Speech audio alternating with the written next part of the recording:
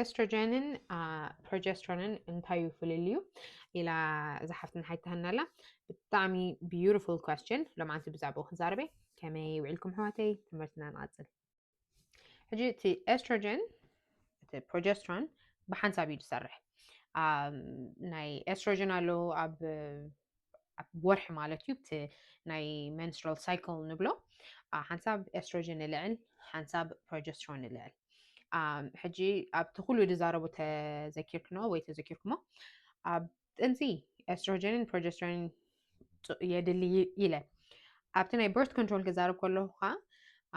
ኤስትሮጀንን ወይ ፕሮጀስትሮን ዘለዎ ከኒና ክትወስዳ ትኽእላ ኢኽን ወይ እቲ IUD ተዛረብ ኩሉ ወይ እቲ ኔክስፕላኖን እቲ ፓች ኩሉ ተዛረብ ኩሉ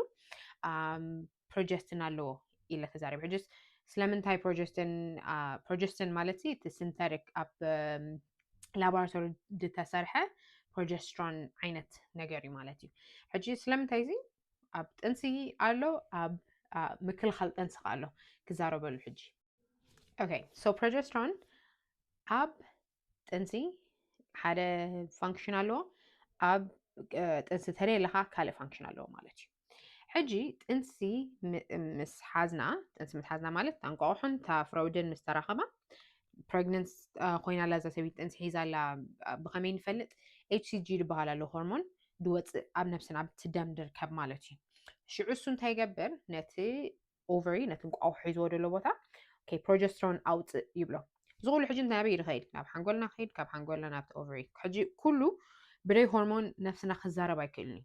ሕጂ እሱ እቲ HCG ምስ ለዓለ እቲ ነብስና ፕሮጀስትሮን ከውፅእ ይጅምር እቲ ፕሮጀስትሮን ንምንታይ ይሕግዝ fetal development ነቲ ቆልዓ ክዓቢ ከሎ ትደድሊ ነገራት የቕርባሎ ማለት እዩ እንታይ ማለት እዩ የቕርባሎ ነቲ መንደቕ ናይ ማህፀን እቲ ጭዋዳታት ክፍጠር ከሎ ነቲ መድሓንቲ ምእንታን ንኽፍጠር ፕሮጀስትሮን ይደድልዮ ምእንታን ፔሪድ ከይመፅእ ማለት እዩ ሕጂ ብኸምኡ ብዙሕ ጥንሲ ኸደክ እንተኾይኑ ኣብ ክንደይ ቪድዮታት ተዛሪበ ፕሮጀስትሮን ክባኽን ንኽእለን ከምኡ ድሕግዝ ድበልጓ ብኸምዚ እዩ እቲ ናይ ማህፀን ምሻሎት ጭዋዳታት ከዓ ከምደይ እሰሩ ገብሮ ሕጂ ከምዚ ክትሓርስ ከለኻ ምሻሎ ድገበርካ ቅርፀት ከምኡ ድገበርካ ስለ ድእሰር ደሎ እቲ ጭዋዳታት ናይ ማህፀን እዩ ሕጂ ከምኡ ንኸይከውን ከዓ ይሕግዝ ምክንያቱ ቀልጢፉ እቲ ነብስና ከምኡ ክገብር ተጀሚሩ ኣብ ደይ ሰዓትካ ትሓርስ ኣለኻ ማለት እዩ ሕርሲ መፃካ ኣሎ ሕጂ ኣብቲ ክትሓርሳ ክትቀርባ ከለኹን እቲ ፕሮጀስትሮን እንዳተሓተ ኸይድ which makes sense ምክንያቱ ሽዑ ናብ ሕርሲ ቅረባ ስለ ዘለኽን እዚ ሕጂ ፕሮጀስትሮን ኣብ ጥንሲ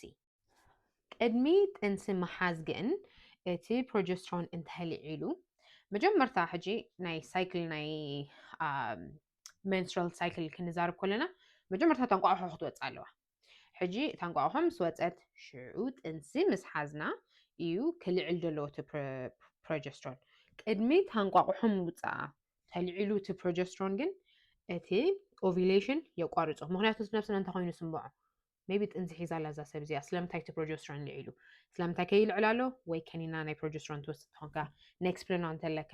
ወይ ናይ IUD ተለካ ሕጂ እቲ ሆርሞን ብሆርሞን ስለ ዝኾነ እቲ ፕሮጀስቲን ስለ ዘለዎ ነቲ ነታንቋቑሖ ከምደይ ትወፅእ ገብራ ብኸምዚ እዩ ድከላኸለልና ጥንሲ ንኸይንሕዝ ማለት እዩ ነቲ ናይ cervical mucus ኣብቲ ኣፍ ማህፀን ከምዚ መለግለግ ድብላ ኣሎ ዓይነት ዳዓፅቆ ካብ ደገ ዝኾነ ነገር ከይኣትወላ ማለት እዩ ሕጂ ኖርማሊ ቁሩብ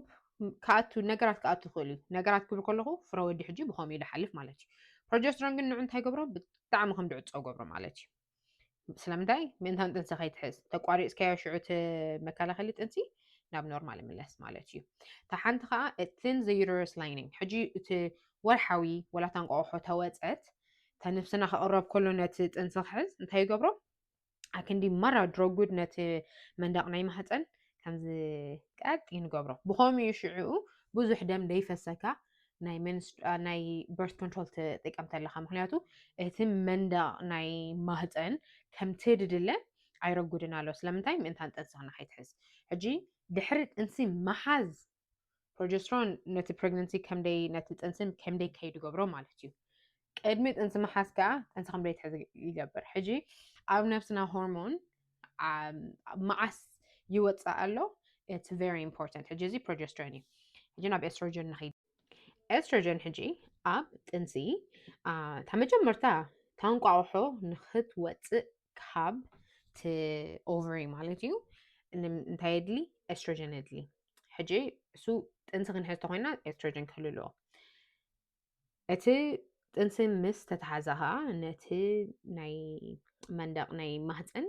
መንተይ ንገብሮ ምእንታን ከም ደም ከይፈስስ ኤስትሮጀን የድሊ ነቲ ናይ ቆልዓ ነቲ ቆልዓ ደድሊ ቦዲ ፓርት እቲ ኦርጋናት ማለት እዩ እቲ በዓል ልቢ ናይ ሓንጎል ናይ እግሮም ኢዶም ኩሉ ምሻሎ ንቆልዓ ክፍጠርሲ ደድሊ ኤስትሮጀን ማለት እዩ ነቲ ደም ብመድሓንቲ ንኽሓልፍ ብላድ ፍሎ ኣብቲ ናይታ ሰበይቲ ማለት እዩ ብጣዕሚ የድሊ ኤስትሮጀን ከምዚ የድሊ ተኮይኑ ደሞ ከመይ ገይሩስ ኣብ ጥንሲ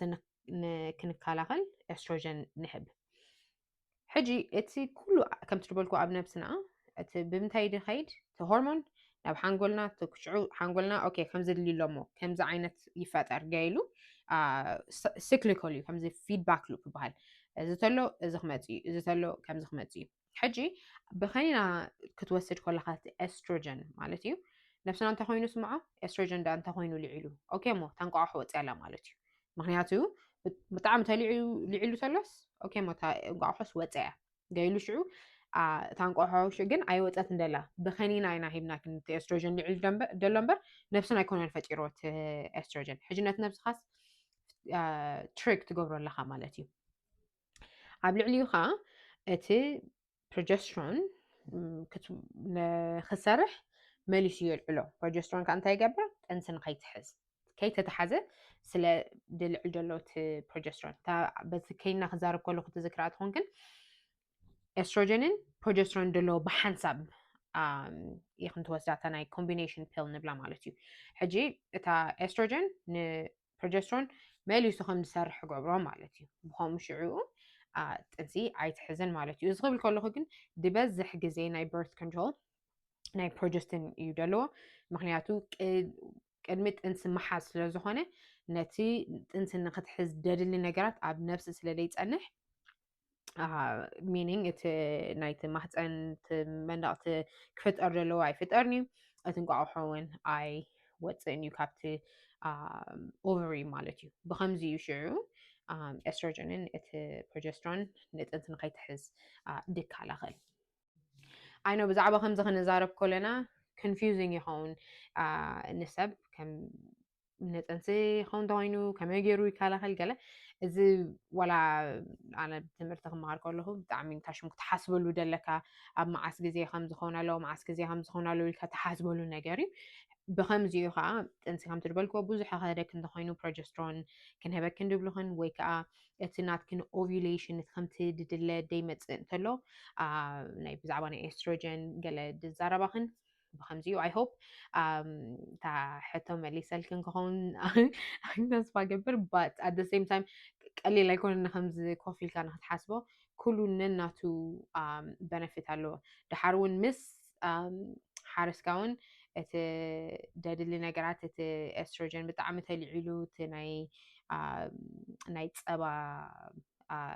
ነገር ከጉድሎ ይኽእል ትበልኮ ብከምዚ እዩ እቲ ኦቪሌሽን ድመፀ መሲልዎ ነቲ ነብስና ከምዚ ጥንሲ ንክትሕዝ ትቕረብ ዘለካ መሲልዎ ነቲ ፀባ የጉድሎ ማለት እዩ ሕጂ ብከምኡ እዩ እንታይ ንወስድ ኣለና ክንፈልጥ ዘለና ምስ ዶክተርና ክንዛረብ ኣለና ድብል እቲ ኩሉ ሆርሞን ንወስዶ ነዘን ክልተ ኣፌክት ስለ ዝገብር ነዘን ክልተ ኣፌክት ገይሮን ከዓ ናይ ፔሪድ መዓስ መፃና ናይ ጥንሲ መዓስ ንሕዝ ናይ ኦቪሌሽን መዓስ ንገብር ብከምዚ ኩሉ እስፔሻሊ ናይ ኣንስቲ ነፍሲ ብከምዚ ኮንትሮል ድኸውን ድሓር ኣብቲ ሜኖፖዝ ድበሃል ምስኣትኻ እውን እቲ ናይ ክልተ ሆርሞን ፍላክቹዌሽን ስለ ዘለዎ የልዕል ትሕት የትሕት ስለ ዝኾነ